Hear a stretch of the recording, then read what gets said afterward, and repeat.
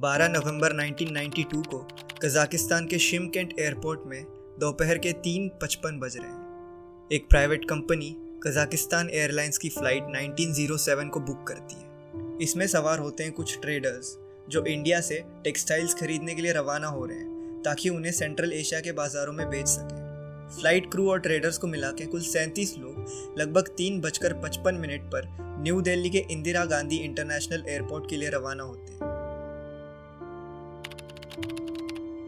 New Delhi के Indira Gandhi international airport पर शाम के 6:30 हो रहे हैं और सऊदी अरेबियन एयरलाइंस की फ़्लाइट 763 टेक ऑफ करने के लिए रेडी हो रही है। इस प्लेन में कुल 312 लोग सवार हैं, जिनमें से अधिकतर यात्री भारतीय हैं जो सऊदी अरेबिया में काम की खोज में निकल पड़े हैं। इस फ्लाइट के कैप्टन एक अनुभवी पायलट हैं 45 वर्षीय खालिद अल सुबैली, जिनके पास लगभग 10,000 फ्लाइंग आवर्स का एक्सपीरियंस है। 6:33 पर air traffic controller V K Datta 763 को टेक ऑफ के लिए क्लियरेंस दे देते हैं और ये फ्लाइट उड़ान भरती है। Saudia 763, wind is at 5 knots from the east. You're clear for takeoff. Safe travel. Thank you, Control Tower.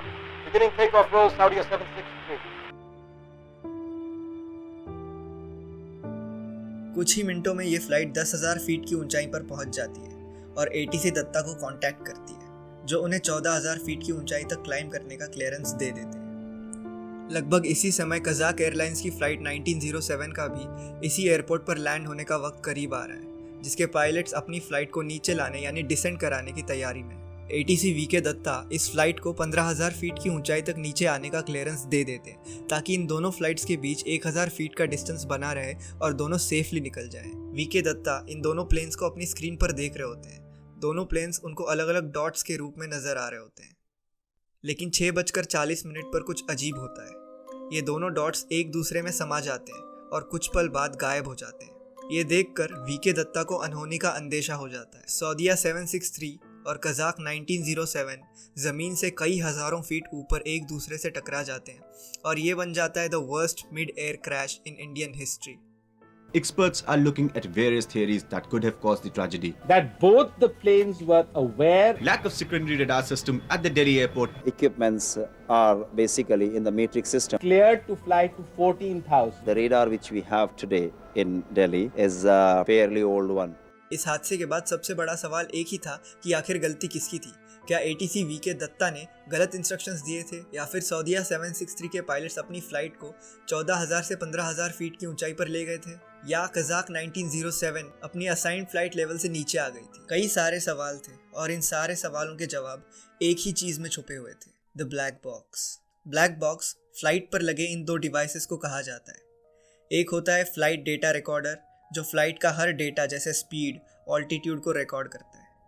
दूसरा होता है कॉकपिट वॉइस रिकॉर्डर, जो कॉकपिट में हुई हर बात को रिकॉर्ड करता है, जैसे पायलट्स की आपस में या एटीसी के साथ कॉन्वर्सेशन।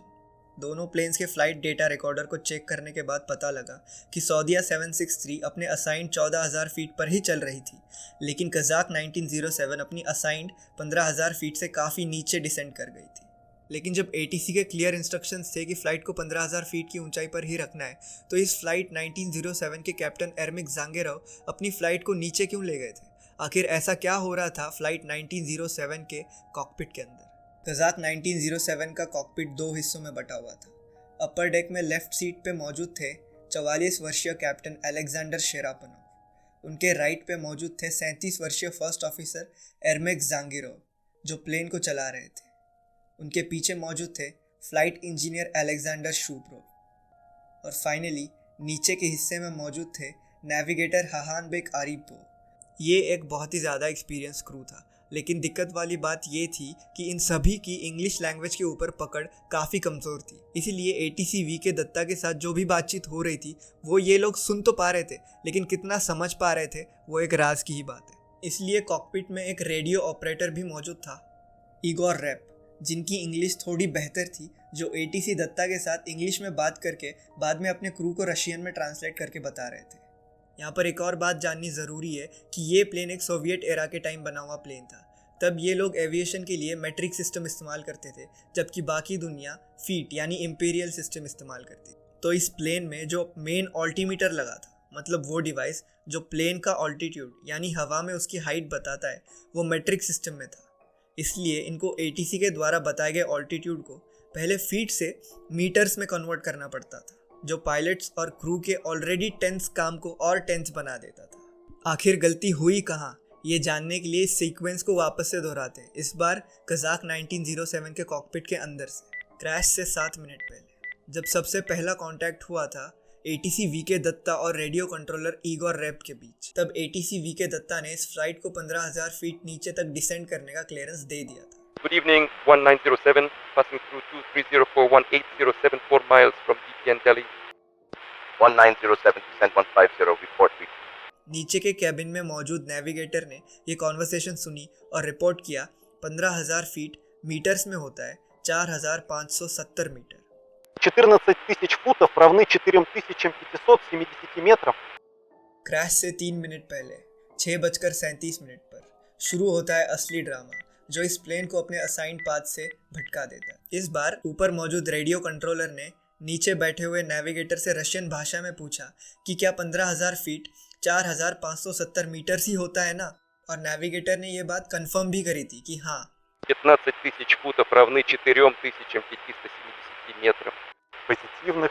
अब यहाँ तक ये तो एस्टैब्लिश हो गया है कि इस फ्लाइट में मौजूद क्रू के 2 बंदों को ये तो पता था कि अपनी असाइंड फ्लाइट लेवल क्या है, और इस फ्लाइट लेवल के बारे में ये 2 लोग आपस में रशियन भाषा में बात भी कर रहे थे। लेकिन फिर भी पायलट्स को पता कैसे नहीं लगा कि फ्लाइट को 15,000 फीट की ऊंचाई पर ही रखना है। इसका एक ही एक्सप्लेनेशन निकल के आता है कि ये दोनों पायलट्स इस कॉन्वर्सेशन को सुन ही नहीं रहे थे। अगर सुन रहे होते तो उनको समझ में आ गया होता, क्योंकि रेडियो कंट्रोलर और नेविगेटर दोनों रशियन भाषा में बात कर रहे थे, वो भी फ्लाइट लेवल के बारे में। और अगर दोनों भी पायलट्स इस कॉन्वर्सेशन को सुन नहीं रहे थे तो रेडियो कंट्रोलर और नेविगेटर में से किसी ने भी खुद से क्यों नहीं बताया कि अपनी असाइंड फ्लाइट लेवल क्या है। पायलट्स की लेजीनेस और रेडियो कंट्रोलर और नेविगेटर की लैक ऑफ लीडरशिप के कारण ये सिलसिला शुरू हुआ। क्रैश से 1 मिनट पहले 6:39 पर VK दत्ता ने रेडियो कंट्रोलर से कांटेक्ट किया और उनको सामने से आ रहे सऊदीया प्लेन के बारे में वार्न किया। Roger, maintain flight level 150. Identified traffic 12 o'clock, reciprocal, Saudi Boeing 747 at 10 miles, likely to cross in another 5 miles.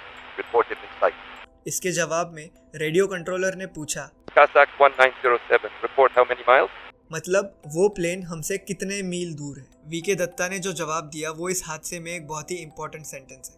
उन्होंने कहा, Traffic is at 8 miles, level 140. मतलब प्लेन 8 मील दूर है और 14,000 फीट की ऊंचाई पर है। इसके रिप्लाई में रेडियो कंट्रोलर ने कहा, अभी उस प्लेन को साइट करने की कोशिश करते हैं। Now looking 907. इस समय प्लेन अपनी असाइंड 15,000 फीट की ऊंचाई पर पहुंच गया था, लेकिन इसी लेवल को मेंटेन करने के बजाय क्रू की इग्नोरेंस की वजह से ये प्लेन और नीचे डिसेंड करने लग गया। इस डिसेंड के लिए क्रू का इग्नोरेंस तो था ही, लेकिन एक और कारण बताया जाता है इसके पीछे। जब सऊदीया 763 की दूरी को कंफर्म करते हुए ATC VK दत्ता ने जवाब दिया था कि traffic is at 8 miles level 140, तब कमज़ोर इंग्लिश के कारण कैप्टन ने यह इंटरप्रेट किया हो सकता है कि ट्रैफिक 8 मील की दूरी पर है और तुम्हें लेवल 140 मेंटेन करनी है, यानी 14,000 फीट।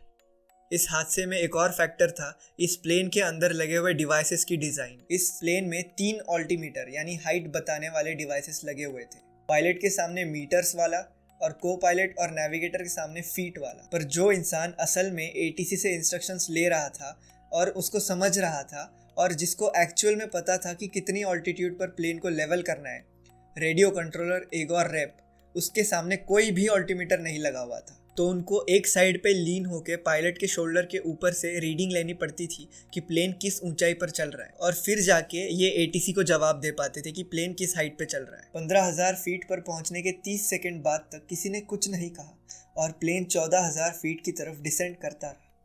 और अचानक 6:40 पर क्रैश से कुछ ही सेकंड पहले रेडियो ऑपरेटर की नज़र ऑल्टीमीटर पर पड़ती है और वो चिल्लाते हैं, Hold the level. इस पल से सेकंड बाय सेकंड कॉकपिट के अंदर का माहौल टेंस हो जाता है। तुरंत लेवल होल्ड करने के बजाय कैप्टन शेरापानोव पूछते हैं, What level were we given? Flight engineer चिल्लाते हैं, Maintain. कंफ्यूजन बढ़ जाता है, इसलिए रेडियो कंट्रोलर चिल्लाते हैं। Keep to level 150, don't descend. यहाँ पर कैप्टन को अपनी गलती का एहसास हो जाता है और प्लेन को ऑटो पायलट से हटा के प्लेन को ऊपर ले जाने के लिए फ्लाइट इंजीनियर को पावर बढ़ाने का ऑर्डर दे देते हैं। जैसे ही इंजन की पावर बढ़ने की तेज आवाज आने लगी, रेडियो कंट्रोलर चिल्लाने लगे, Get to 150 because on 140 that one. इस मोमेंट पे रेडियो कंट्रोलर एगोर रेप को सऊदिया 763 सामने से बड़ी तेजी से उनकी तरफ आता हुआ दिखाई दिया था और उन्हें इस अटल हादसे का एहसास हो गया था।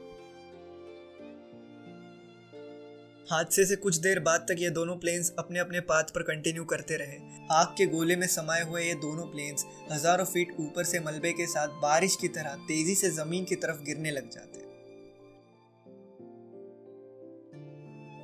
हालांकि ये हादसा बहुत ज्यादा खतरनाक था, लेकिन इसको कई तरीकों से रोका जा सकता था। उस वक्त दिल्ली के इंदिरा गांधी इंटरनेशनल एयरपोर्ट पर प्राइमरी रडार लगा हुआ था, जो हवा में रेडियो सिग्नल्स भेजता है, जो किसी एयरक्राफ्ट को टकरा के वापस रिफ्लेक्ट होते हैं, जिससे उसकी पोजीशन और डायरेक्शन का पता लगता है। इस प्राइमरी रडार सिस्टम से प्लेन की हाइट का कोई पता नहीं लगता था। प्लेन की ऑल्टीट्यूड यानी उसकी हाइट जानने के लिए एटीसी को प्लेन के क्रू ने बताए हुए इंफॉर्मेशन पे ही निर्भर करना पड़ता था। अगर इस एयरपोर्ट पर सेकेंडरी सर्वेलेंस रडार लगा हुआ होता तो ऐसा नहीं होता। इस सिस्टम में एयरप्लेन्स में लगे ट्रांसपॉन्डर की तरफ सिग्नल्स भेजे जाते हैं और ये ट्रांसपॉन्डर ये सिग्नल्स रिसीव होने के बाद वापस एक सिग्नल भेजता है जिसमें एयरक्राफ्ट की पूरी इंफॉर्मेशन होती है, जैसे उसकी आइडेंटिटी और ऑल्टीट्यूड। अगर इस एयरपोर्ट पर सेकेंडरी सर्वेलेंस रडार लगा होता तो एटीसी वीके दत्ता को इन दोनों प्लेन्स की हाइट के बारे में पहले ही पता लग जाता और वो कजाक फ्लाइट 1907 को पहले ही इन्फॉर्म कर देते कि भाई तुम गलत ऑल्टीट्यूड पर चल रहे हो, तुमको और ऊपर जाना है, जिससे इस हादसे को टाला जा सकता था। नंबर 2, उस समय टीकैस सिस्टम ज्यादा पॉपुलर नहीं थी, यानी ट्रैफिक कोलिजन अवॉइडेंस सिस्टम। इस सिस्टम में प्लेन्स के ऊपर एंटेनाज लगे होते हैं जो एयर स्पेस को स्कैन करते रहते हैं और उस प्लेन के अराउंड सभी दिशाओं में एक प्रोटेक्टेड स्पेस बना लेते हैं। अगर कोई और एयरप्लेन जिसमें ये टीकैस सिस्टम लगी है वो इस प्लेन के एयर स्पेस में आ जाता है तो ये टीकैस सिस्टम सिग्नल से उस प्लेन का सारा डेटा, जैसे उसका ऑल्टीट्यूड, स्पीड, पता लगाता है और कैलकुलेट किया जाता है कि उस टारगेट प्लेन को इस प्लेन तक आने में कितना समय लगेगा। और अगर वो प्लेन इस प्लेन के और पास आ जाता है, मान लो 40 सेकंड की दूरी पर है, तो ये सिस्टम पायलट्स को वार्न करती है। इसके बाद भी अगर वो प्लेन और पास आ जाता है और सिर्फ 25 सेकंड रह जाते हैं टकराने के लिए, तो ये सिस्टम दोनों प्लेन्स को अलग अलग कमांड देती है। एक प्लेन को कहेगी क्लाइंब और दूसरे को कहेगी डिसेंड, जिससे इस एक्सीडेंट को टाला जा सकता है। तो जिस वक्त ये हादसा हुआ था तब ना टीकैस सिस्टम लगी हुई थी, ना ही सेकेंडरी सर्वेलेंस रडार लगा हुआ था, जो आज के दिन हर एयरक्राफ्ट और एयरपोर्ट पर मैंडेटरी है, जिससे आज के दिन एयर एक्सीडेंट्स को अवॉइड किया जाता है। तो अगली बार जब तुम प्लेन में बैठो तो डरने की कोई ज़रूरत नहीं है, शायद तुम्हारे साथ ये ना हो।